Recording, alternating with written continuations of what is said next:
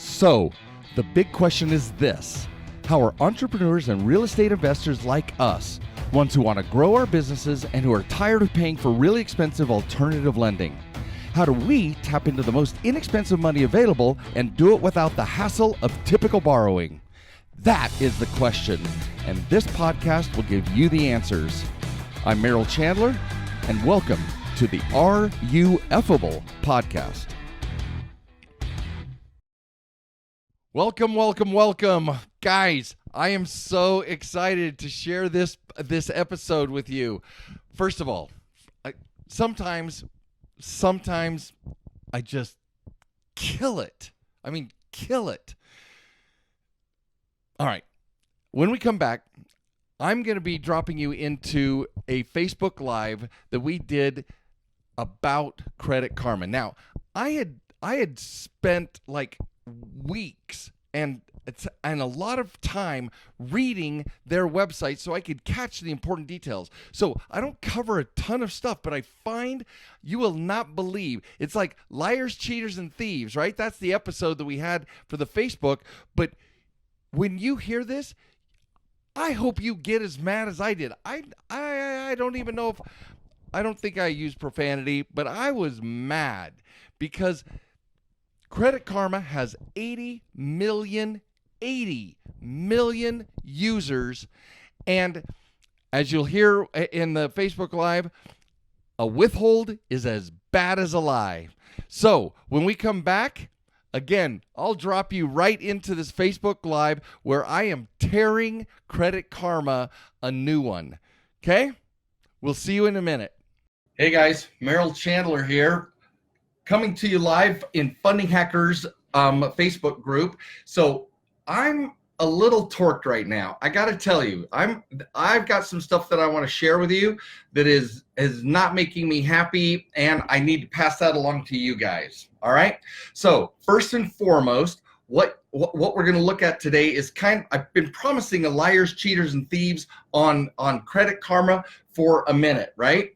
And so now what I want to do is I want to show you literally what Credit Karma is doing to mislead, and even I want to use a stronger word than mislead because it's doing it intentionally, and they're obfuscating the truth. They're literally hiding the truth, and I'm going to show you that today. So I'm not a happy camper, and I would love for you guys to be a part of what we're going to explore here. First and foremost, so let me kind of orient you to what I've done here.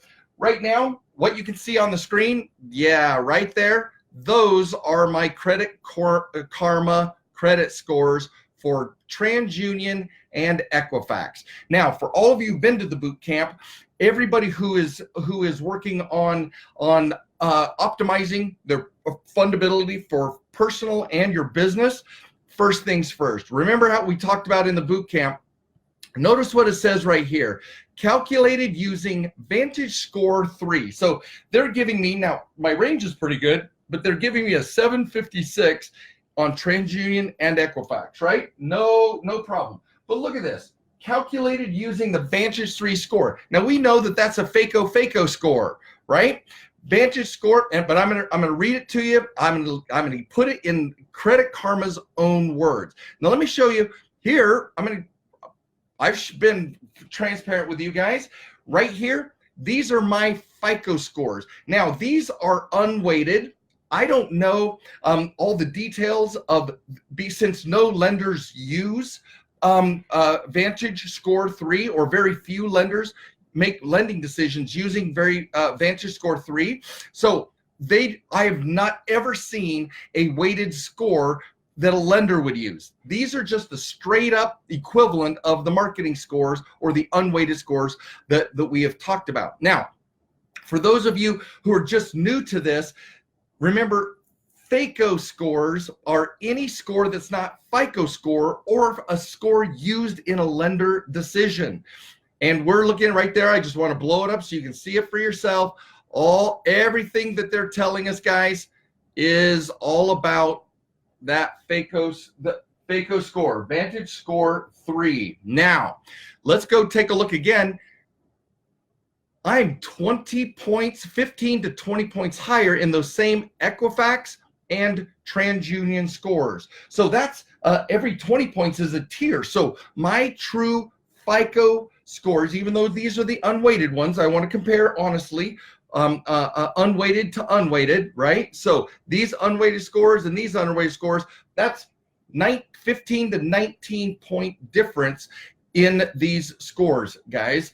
And that is monumental. So I just wanted to show you what the truth was if I was using these unweighted scores as a lender score. Now, as I've shared with you in the past, the whole point of Credit Karma, of course, is to make money. And the way they make money is to give free credit scores and give you the impression that those credit scores are A, meaningful, number one, meaningful, and two,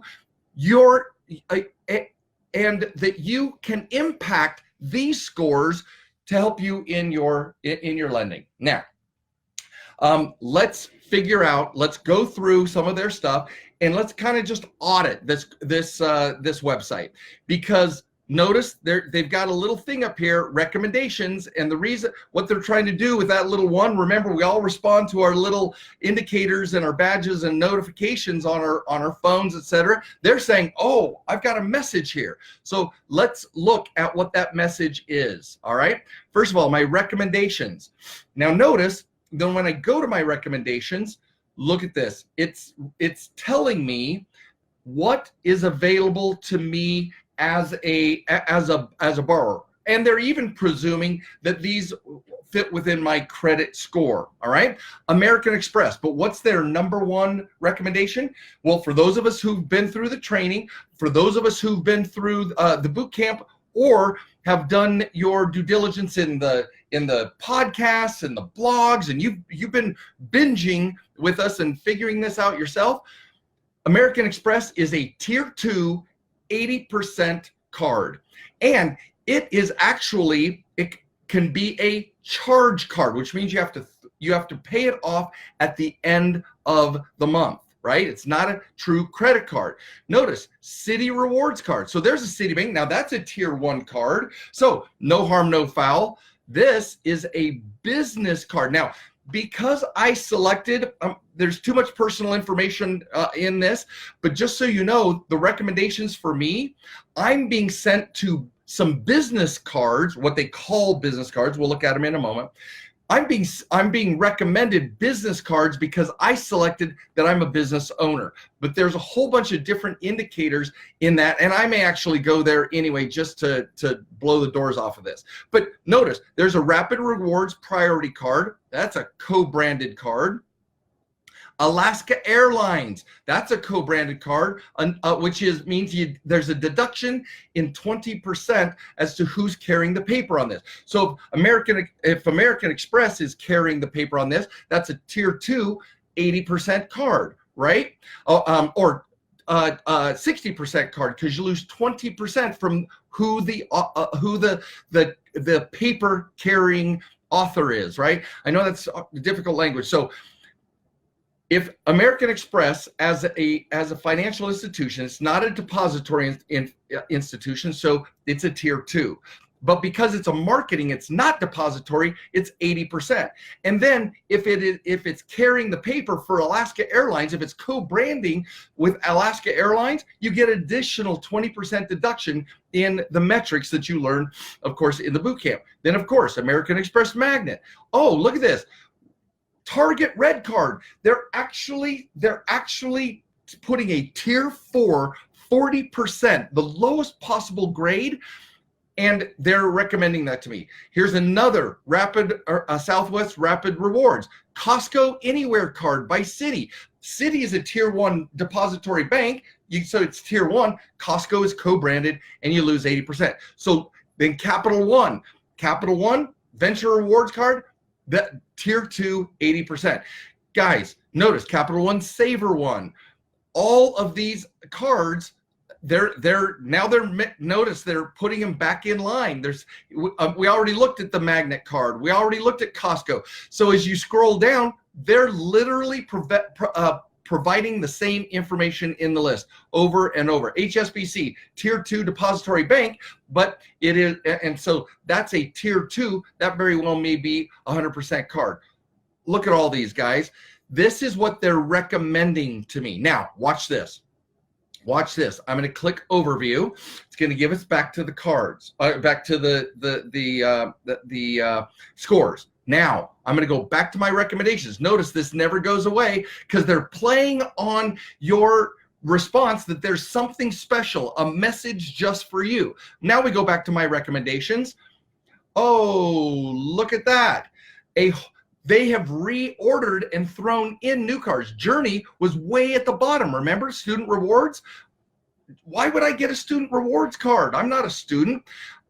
A gold Delta Sky Miles, Capital One Quicksilver, American Travel, Bank of America, Travel Wars, Hawaiian Airlines. Do you notice the vast majorities are different, or they're the same ones in different order? Okay, now this is so vital, guys. This is so vital. Notice Mastercard Titanium card. Ooh, sounds impressive, right? Except there is no depository bank, no marketing. We have no idea. I would put these in tier 4 automatically because they're saying that Mastercard is carrying these. So now Mastercard, instead of just processing the payment, Mastercard is actually in the lending business, right? So they, at best, are a tier 3, if not a tier 4 card, because they're not a depository institution, and they're marking all of these. I saw a couple of these when I was preparing for this. Just notice over and over. There's the Mastercard Titanium back in black, right? So go back to the top, click on overview. Let's just re-click. And I've gotten 2 or 3 different groups. If we waited 5 minutes, there would be an entire new set of recommendations because, so we'll do that. We'll come back. Just remember all those cards we looked at. Now, the other thing I want to point out here is notice that there's credit. We're going to blow this up a little bit more, all right? So they're telling us when we checked our credit. No harm. They're my active 5 accounts because they're reading off of that Vantage score credit profile. They want me to link my cars and drivers because they want to sell me auto insurance through this website, right? They're saying, oh, discover your home buying power. Now, Vantage score 3 does not have a mortgage credit scoring that mortgage brokers use. But what they do want to do is say, hey, we're giving you all this information for free. We're giving you what they call trusted credit scores. They're not, they're FICO scores. But because you're here, hey, I might as well, because I'm coming here to evaluate my credit worthiness. Now, 80 million users, guys, 80 million users use this website, and it's complete BS, complete bunk. But yet I'm here and I'm like, oh, how much home buying power do I have, right? So I click on home buying power, and then it's going to start, look, credit, debt to income ratio, savings, and it's like, oh, credit score 556. Notice that's the same credit score. It's a weighted score. FICO uses a weighted score, but look what they're saying. They're saying, oh, your credit score is 756. No, it's not. No lender is going to use that 756 ever. I show what my monthly debt is. So I add monthly income. How does it work? And it tells me I can unlock the next steps and I can find what my interest rates are on a 30-year fixed, 15, or a variable rate interest. All right. So let's go back because I certainly don't want to. I don't want to skew this. Then they're going to sell me an audit defense. They're selling me stuff here. Not only are they selling me which credit cards to use, because these were my recommendations. Let's see if we've waited long enough. My recommendations. Oh, some of the same ones. Now, what I need to tell you guys is because notice I have I usually have low balances and I pay on time. So you may qualify for a card. Look at their pitch that earns cash back on everyday purchases, because they're prioritizing for me what's most important. Do I want miles? Do I want cash back? In your private profile, they let you actually choose those things. So I'm going to go to personal profile, and let's just go through. There's my name. You guys have seen my address in the boot camp. So male, single, student, no, but they put student things on there. I'm a business owner, yes. Do you usually carry a balance on your credit cards from month to month? I say no. So what do? They sell me a bill of goods saying, since you have usually, they're just categorizing, but these little yes and no boxes, when I check them, it adds to the different cards that they want to put on my profile. Because I did business, they're mixing business and personal credit card recommendations. Now, here's the thing, guys. I already showed you whether or not they're tier 2, tier 3, or even subprime credit instruments. But the thing is that these are usually in the order of the amount of money that they make off of the recommendation. Credit Karma is worth billions of dollars because 80 million people come over here and get a new card based on all of these criteria. Oh, I get 60,000 miles, Hawaiian Airlines. Awesome. But notice, Hawaiian Airlines World Elite Mastercard. We don't know who's carrying the paper. We don't know if it's a depository institution or if it's Discover or American Express or Capital One that's backstopping it, and those are lower value institutions, right? At least tier 2. So we're being sold. 80 million people are perusing this website and getting loan recommendations for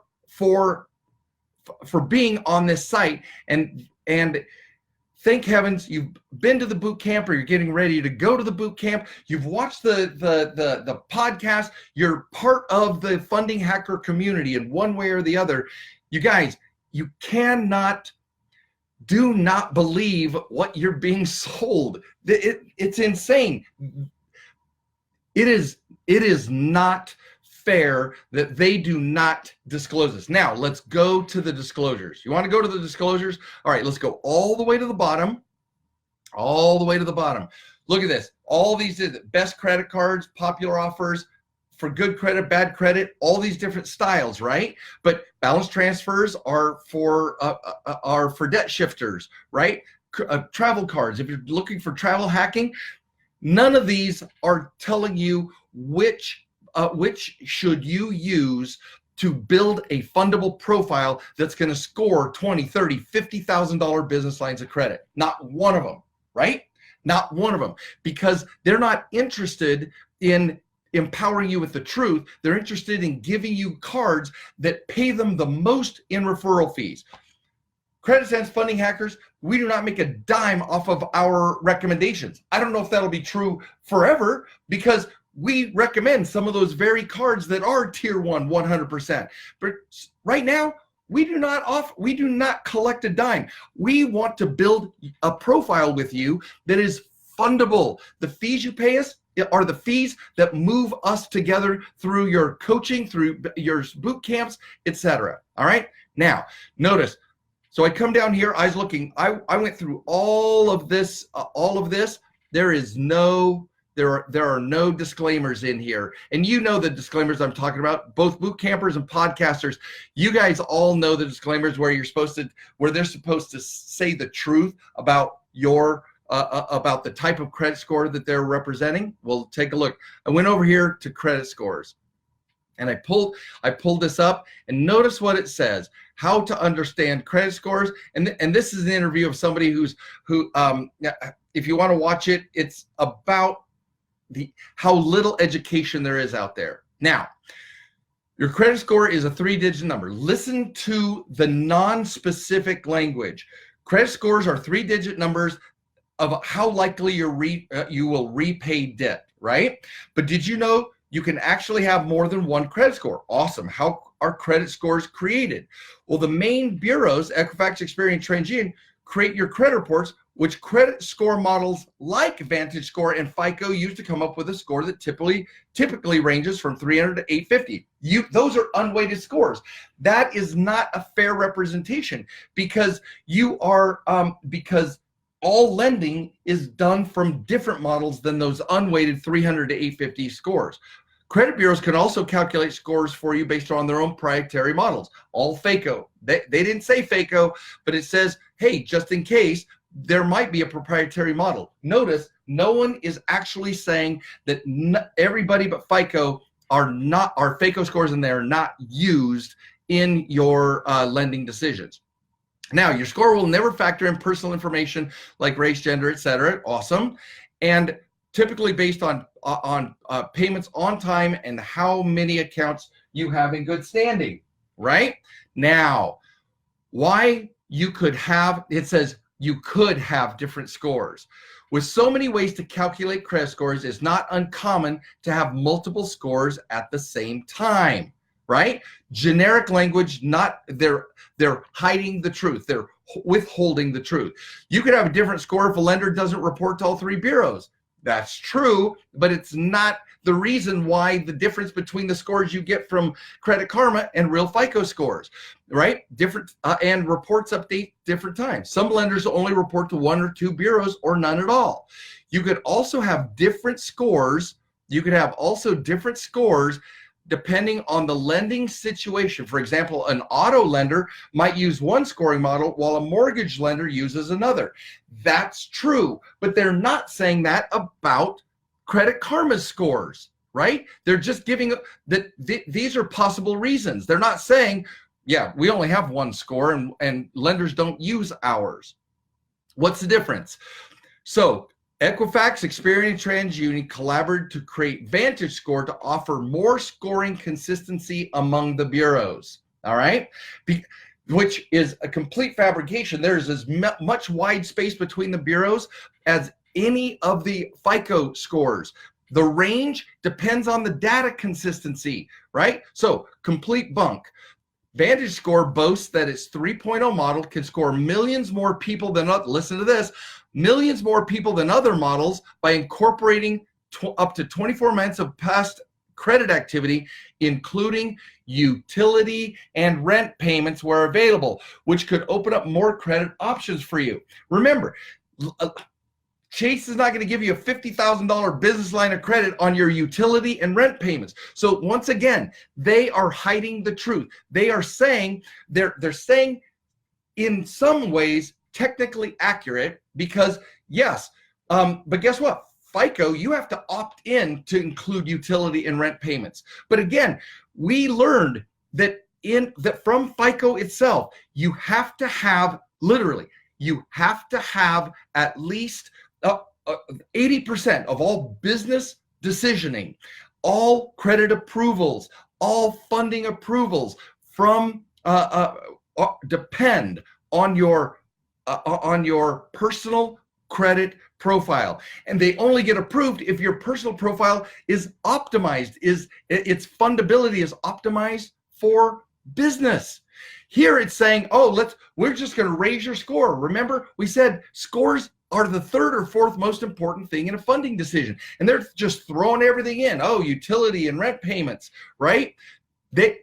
As everything that FICO has said, everything that we have studied, all of our work with our liaison at FICO, there is no significant business lending occurring from these little tiny additions of utility and rent payments, okay? It's not a thing. Then Vantage Score has 3 scoring models and FICO has many more, but they all consider similar ways to calculate your scores. Payment history, how long you've had credit, types of credit. So all of this is true. All of this is true. But they're saying, bottom line, your scores may vary, but they're all based on the information in your credit reports, except lenders don't use Vantage Score or any other FICO score. Come on. They're just saying it's all from your data. But data is not what creates the score.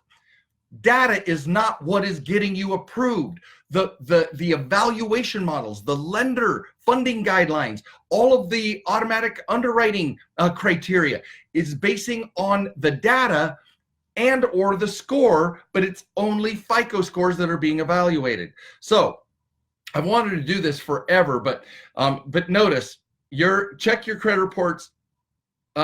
Check your credit reports so you can monitor what's going on, right? So here's their final push. Credit Karma shows your scores from Equifax TransUnion calculating the Vantage score. It's free and there's no impact to your credit. On Credit Karma, you also get reports from Equifax TransUnion for free. So the data, no harm, no foul, but the score isn't meaningful when it comes to your lender decisions.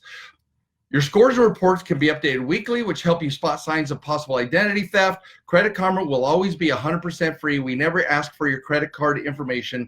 Now that you know more about FICO credit scores, right, about your credit scores, get your free scores and see where you stand. There is no relationship between Credit Karma scores, guys, and anything that lenders are using to establish your fundability. Guys, thank you for spending some time with me. This is just one example of how the credit bureaus, how merchants, how websites use language to take advantage of your ignorance. Now, all of you funding hackers, you know I am speaking the truth. All you podcast subscribers out there, you know that we are knocking it out of the park when it comes to evaluating the truthfulness.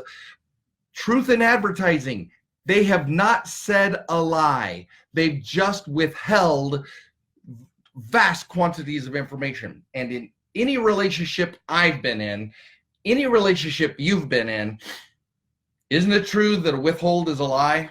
I mean, in all practical matters, a withhold is a lie. So, this is Merrill Chandler, founder, CEO of Credit Sense's Funding Hackers. And guys, I'm so glad you could join me and stay posted because we're going to get even more traction on episodes of Liars, Cheaters, and Thieves just like this. So you guys have a spectacular rest of your morning, evening, or night, and I will see you soon. Hey guys, thank you for listening to Are You Effable? Please leave comments because I would love to read about your aha moments from this episode. And be sure to visit fundinghackers.com to view the blog post, get important links, join our community, and much, much more. And you gotta tell your friends about this podcast. We want them to become effable too.